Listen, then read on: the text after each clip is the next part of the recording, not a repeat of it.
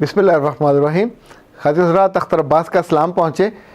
लड़कों के बारे में आमतौर पे मनफी बातें ज़्यादा कही जाती हैं, वो ऐसे होते हैं, वो वैसे होते हैं, पर मुझे बहुत से लोग ऐसे भी मिलते हैं जो यंग एज में इतने हौसले वाले, इतने सब्र वाले, इतने पेशेंस वाले और दूसरों की इज़्ज़त का ख्याल रखने वाले, बल्कि दिल का भी ख्याल रखने वाले।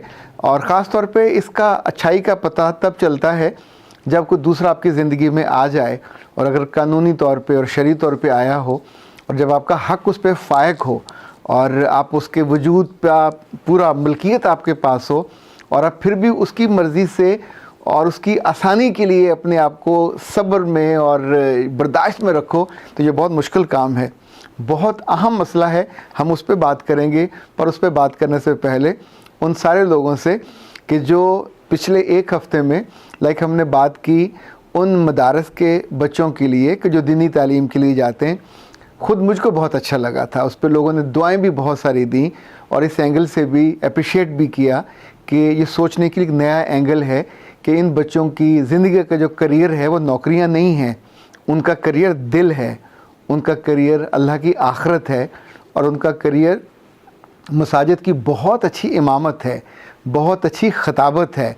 और अपनी डिग्रियों को, इल्म को थोड़ा और बढ़ा लें तो यूँ समझें वो एमफिल और पीएचडी भी कर सकते हैं। पर मज़े की बात यह है कि जिन अहले दिल ने वो वीडियो सुनी उनको बहुत अच्छी लगी, और वो ये सारे आम तौर पे कहा करते हैं नीचे कमेंट्स में कि आप सेक्स के बारे में बात करते हैं और दूसरे मौज़ूआत पे बात नहीं करें, तो वो वहाँ से बिल्कुल पतली गली में से निकली है, उन्होंने उसको टच भी नहीं किया। इसी तौर पे इसी हफ्ते में हमने जिन जिन मौज़ूआत पे बात की वो बिल्कुल अलग से मुख्तलिफ़ मौज़ू थे, हमारी ज़िंदगी से जुड़े हुए थे। पर ये सारे लोग जो जिनकी ज़ुबानों पे कुछ है, दिलों में कुछ है, और हमें तंग करने, हमें ही क्या, ये अपने घरों को वालों को भी बहुत तंग करते हैं। ये जहाँ जहाँ जी रहे होते हैं ये वहाँ भी दो नंबरी ज़िंदगी बसर करते हैं। ये हमेशा पोज़ कुछ और करते हैं, पसंद कुछ और करते हैं। और हमारी तो ख्वाहिश ये है कि ये जहाँ हों, अपने घर में हों, दोस्तों में हों, हम अब भी आपका भला चाहते हैं कि आप उन चीज़ों को सुना करो, गौर किया करो। ये एकदम से तलवार निकाल के जो गर्दन काटने दौड़ पड़ते हो तो उसके बाद निरी शर्मिंदगी होती है जब नीचे वाले सब लिख रहे होते हैं कि ये मेरी ज़िंदगी से जुड़ा हुआ है और इसने मेरे ईमान को और मेरे दिल को और मेरी सोच को बेहतर बनाया है। तो ज़ाहिर इसका मतलब ये हुआ कि आपकी सोच में प्रॉब्लम है, वहाँ कजी है। जो हम बात कर नहीं रहे होते, आप उस बात को लेके पकड़ के एक ऐसा झंडा लहराने लग जाते हो जो अमलन लहराना नहीं चाहिए। अभी ये जो कल परसों वाक़या हुआ हमारे लाहौर में, वकला ने डॉक्टरों पे हमला करने के लिए, आप सोचिए कि मार खाई उन्होंने वहाँ के दर्जा चाहरम के अमले से, अपनी बदतमीज़ी की वजह से, और फिर सारे मिल के उनको मारने पहुँचे और जाके को 8-10 करोड़ का नुकसान किया। आज से कुछ सालों के बाद कभी तो इन सब को हया आएगी कि कितना गलत फ़ैसला किया था, जितने जुमले उन्होंने बोले थे। अभी तो उनको इस वक्त चूँकि अना है तो उस पर बात करेंगे, लेकिन एक वक्त आएगा जब इंसान अपनी गलतियों को पहचानता है, पर तब जितनी रुसवाई और जितनी गलती वो आपको अंडे बच्चे दे चुकी होती है वो सारे आप भुगतते हैं। ज़िंदगी में कभी भी दूसरों के पीछे लगकर या अपनी कम्युनिटी के नाम पे ज़्यादती करना, गलती करना और कुछ बढ़ के दूसरे के हक़ को सलब करना और कुछ ऐसा काम कर लेना कि फिर आपके पास फेस सेविंग के लिए भी कुछ ना बचे, तो ज़ाहिर है ये नहीं करना चाहिए। ओके, जो इस दफ़ा इशू है वो एक ऐसी फैमिली का है जो मुतवस्सित दर्जे की है, पढ़े लिखे वालिदैन हैं, बच्चे भी पढ़े लिखे हैं।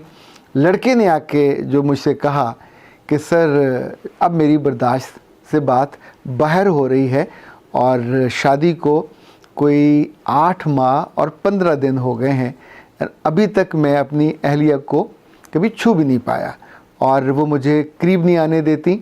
बाकी दिन भर हम आपस में बोलचाल भी हमारी नहीं होती, पर अब जब सवाल उठने लग गए हैं तो मुझे लगता है कि अब मैं क्या करूं, मैं किसी से बात भी नहीं कर सकता, ना उसकी वालदा से ना अपनी वालदा से।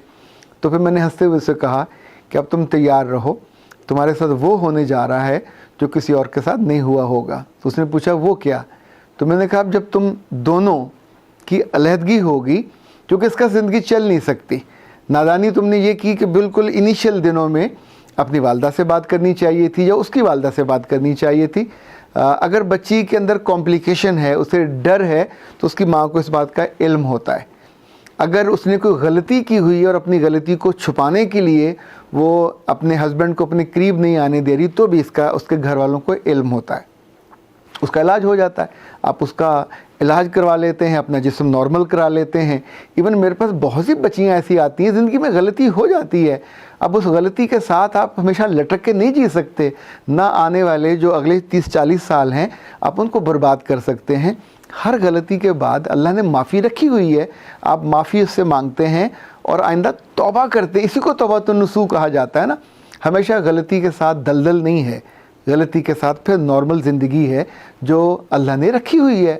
اور ہم لوگوں کو اگر جینے کا یہ موقع دے دیا کریں تو اگلی زندگی ان کی برباد ہونے سے بچ جائے. اب چونکہ اس بچی نے اس کو نہیں بتایا کہ اصل مسئلہ کیا ہے, اصل مسئلہ ڈر نہیں ہے, اصل مسئلہ اپنی غلطی اور کوتاہی کا سامنے آ جانا ہے. خوف ہے کہ چونکہ جو میں نے غلطی کی تھی اس کی وجہ سے اب میری رسپیکٹ یا میری جو عزت ہے وہ ڈیمیج ہو جائے گی, اور کیا کہیں گے. آپ سوچئے کہ یہ جب یہاں سے ڈیورس ہو جائے گی تو ایسی بچی کو گھر میں نہیں کوئی بٹھائے گا. بلاخر پھر بھی تو اس کا رشتہ ہونا ہے, پھر بھی تو اسی پروسیس سے گزرنا ہے. تو آپ اگر اس کا علاج کرا لیتے, اپنے آپ کو نارمل کر لیتے اور اس رشتے کو نارمل چلا لیتے تو 2 خاندان عذاب میں نہ پڑتے. لیکن جو اگلی زیادہ بڑی پریشانی ہے کہ جب یہ دونوں کی ڈیورس ہوگی اور لڑکے کے لیے رشتہ ڈھونڈا جائے گا تو سب سے جو بڑا سوال ہے, لڑکا اچھا ہے, دکھنے میں خوبصورت ہے, جاب بھی اچھی ہے, پر جہاں بھی نیا رشتہ ہوگا, ہاں ہونے کے بالکل بعد آخری موقع پہ جب آخری سوال ہوتا ہے کہ جو پہلی ڈیورس ہوئی, بچہ بھی کوئی نہیں ہے, تو کیوں ہوئی. اور اس کے بعد اگر لڑکا یہ کہے گا کہ I was unable to touch her, تو اس کا مطلب ہوگا کہ آپ نامرد ہو. اس کا مطلب یہ ہوگا کہ یو آر ناٹ کیپیبل.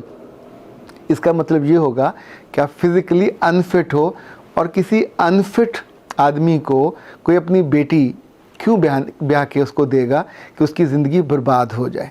سو ان چیزوں کو جو اب اتنی زیادہ بڑھ رہی ہیں اور کسی خوف کی وجہ سے, کسی کوتاہی کی وجہ سے دونوں خاندانوں سے زیادہ اس لڑکی کی زندگی بھی برباد ہوتی ہے, اور ظاہر ہے لڑکی کی زندگی بھی ایٹ سٹیک تو ہوتی ہے. تو بہت بہتر ہوتا ہے کہ آپ اگر بچیاں ہیں اپنے آس پاس کسی اچھی لیڈی ڈاکٹر کے پاس چلی جایا کریں. اپنے خاندان وہ نہیں بتانا چاہتے مت بتائیے, پر کسی سے مشورہ لیجئے اور اپنا ٹریٹمنٹ کروا لیجئے.